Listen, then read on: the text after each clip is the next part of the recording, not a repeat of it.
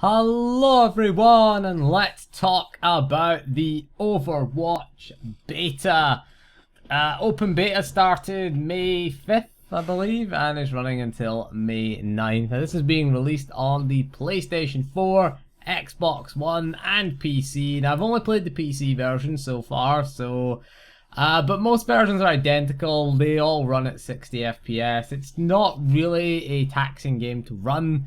I'm going to try it on the cheap PC. I'm going to try it on that. It shouldn't be too bad to run. It doesn't use a lot of system resources, to be honest with you. So it shouldn't be a beast to run. It is a Blizzard game, and Blizzard games tend to have, it has an interesting art style. It's fairly similar in look to Battleborn, of course, but, it's not that taxing. It has a sort of cartoony type style, and they've gone for a very stylized look, again similar to Battleborn, although I think some ways it looks a bit better than Battleborn, but it is less taxing on the PC, and it does run at 60 FPS on PS4 and Xbox One, so I'd imagine 720p maybe on those machines, because they're not very capable, to be honest. But I would say that in terms of running it, in terms of choice of platform, it's not really going to be an issue. Most PCs should be able to run it, and most your Xbox One and PS4 run it at 60 FPS, so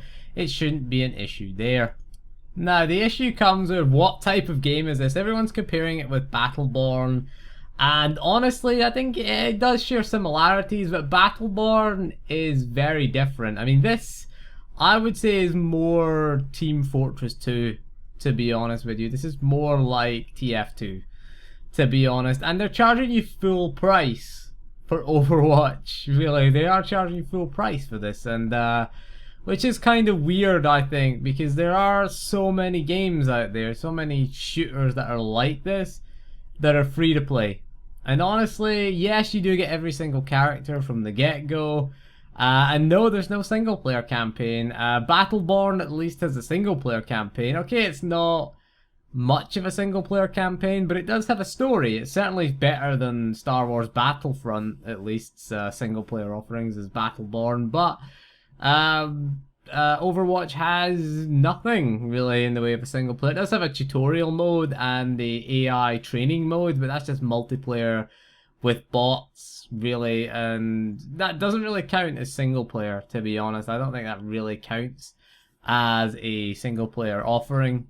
So the bulk of the game is multiplayer only, and it is versus multiplayer, it is PvP. There's no PvPvE type thing that Battleborn does, so there's a bit less to it. In terms of the characters, you do get all of the characters are available from the get-go, and you can change character in the middle of a match if you want, after you die, I think it is, or if you're in the spawn area, you can change character there, so there's always that to do.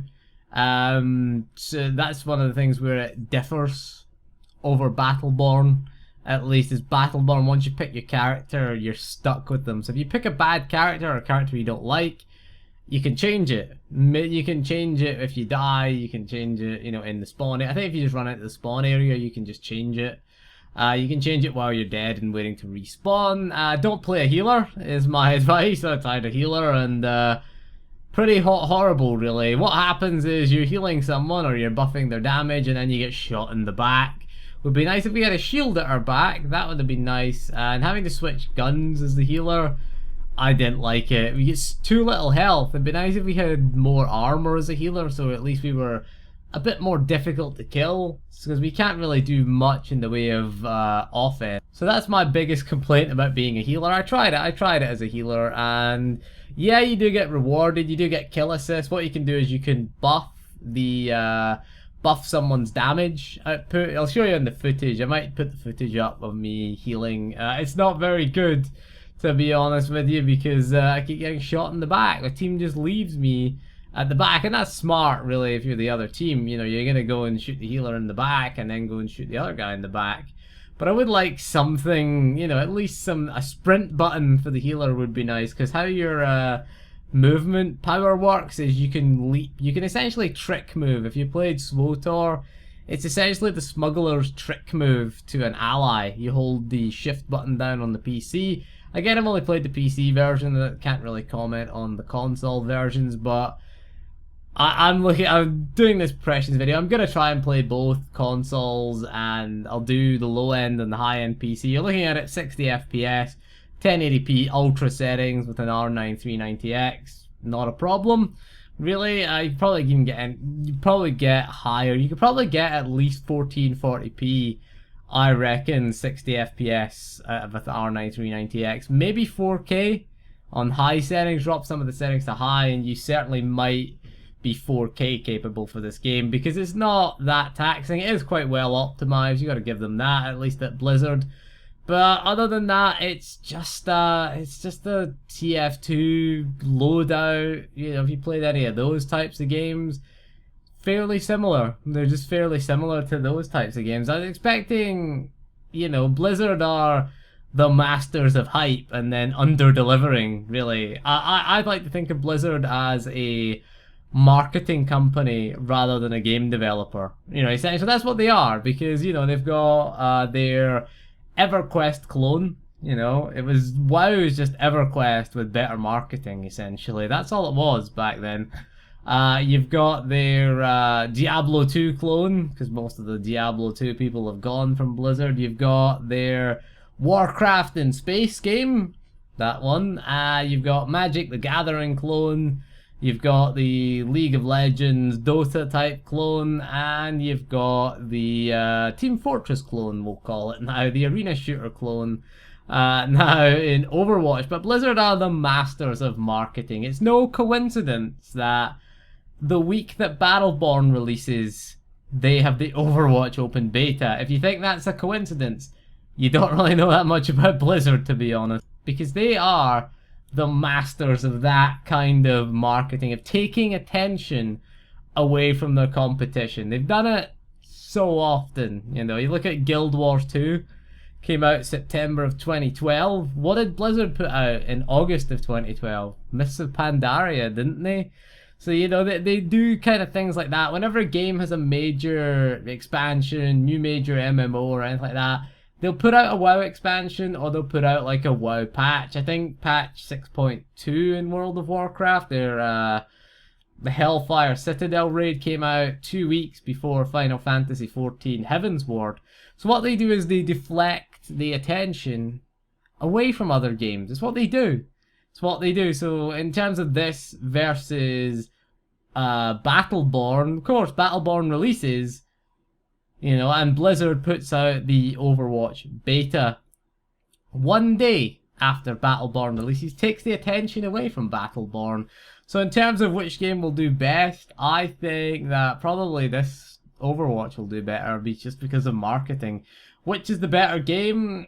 Honestly, I prefer Battleborn of the two. I think this is just another arena shooter. It's just an average arena shooter. Some of the classes are pretty interesting. Some of them are pretty cool. Some of the way they interact with people, the way they interact with each other, should I say, is pretty interesting, I think. You can like build big ice walls and things to help people out. You've got the tanks, the support, which is people who provide buffs or healing.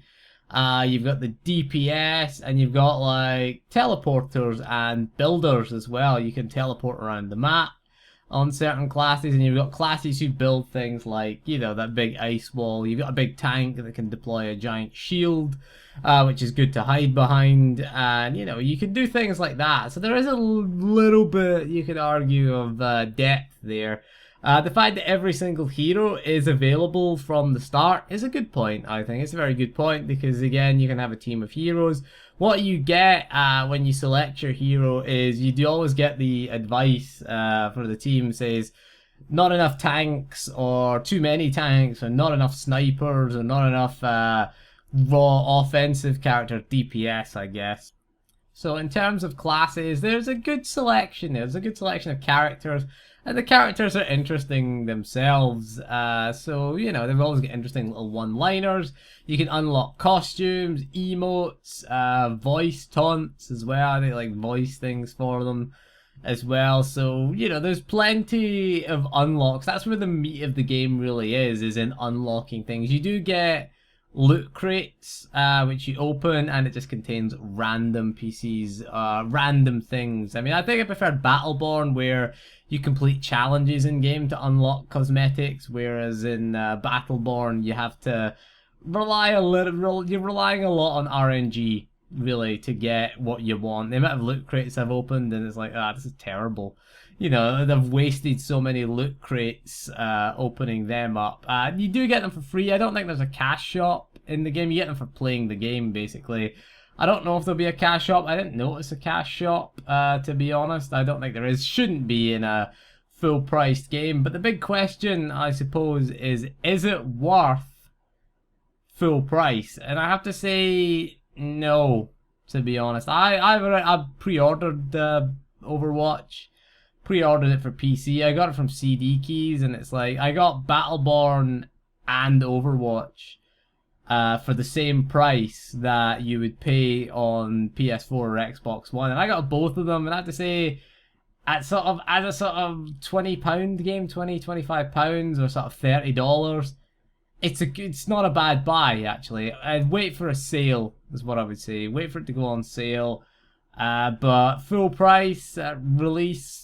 I don't think I just don't think there's enough there to justify it. I mean, we compare it to other multiplayer only games like Titanfall, the awful Star Wars Battlefront, and of course Battleborn, and of course you've got TF2 games like that, Loadout as well to compare it to. Those two are free to play, so they have a cash shop and they have a cash shop in them. But you know, hopefully it's not just a huge DLC fest. You know, that's the worry, is that everything becomes DLC based. And hopefully we get new maps, new modes supported for free. Would be quite nice to see some things like that in the game, because right now I think there's only about, I think, like 5-6 maps, and there's like a handful of game modes. There's like, most of them are just like attack and defend modes, or attack the nodes mode. There's one where you have to escort a vehicle through a map. That's quite interesting. It's kind of MOBA like, that one, but there's no PvE element to it as well. It could do it a little bit more in terms of just being a multiplayer only full priced shooter. So in that kind of instance, I would say no, it isn't worth full price. Yeah, similar to other games which are available for free and will give you a lot of what Overwatch will give you. There are some unique elements. I like the way the classes play off of each other, is quite nice. I have to say, getting behind a tank with a sniper rifle is quite nice. Or getting behind a tank with a machine gun is nice as well. And just gunning down everybody, because they put the shield up. And, you know, you get protection from the shield. You get block points as well, which is quite nice. And, you know, you can work together and you can take objectives and things like that. Some of the classes are a little bit unbalanced. I'd say there's the one with the robot that turns into a turret. I can't remember what its name is, but it turns into like a turret. It seems ridiculously powerful. I'd say Tracer feels underpowered as well. Her weapons just don't do enough damage. There's the one that looks like Death. Can't remember his name. His guns do way more damage than Tracer does. And Tracer does have movement. I guess you don't really want to get into a fight playing as Tracer. If you don't know who Tracer is, she's the one with the gratuitous ass shot that was removed due to people clamoring against that. Interestingly enough, the tutorial mission, you have to follow her. And of course, you follow her, you're looking at her arse. You pervert. Stop it. Okay, stop it. It's the pervert. I was looking at her arse and I was offended the whole time. I was like, oh, fucking hell. Looking at a tight ass like that and a tight, whatever she was wearing, tight clothes, tight ass. It's like, oh, I'm offended. I'm so offended. I'm so offended. I had to stare at it for a while before I got unoffended by it. You know, I just didn't like that. So anyway, that is all for this video. Thank you for joining me, and we'll see you again soon, and goodbye.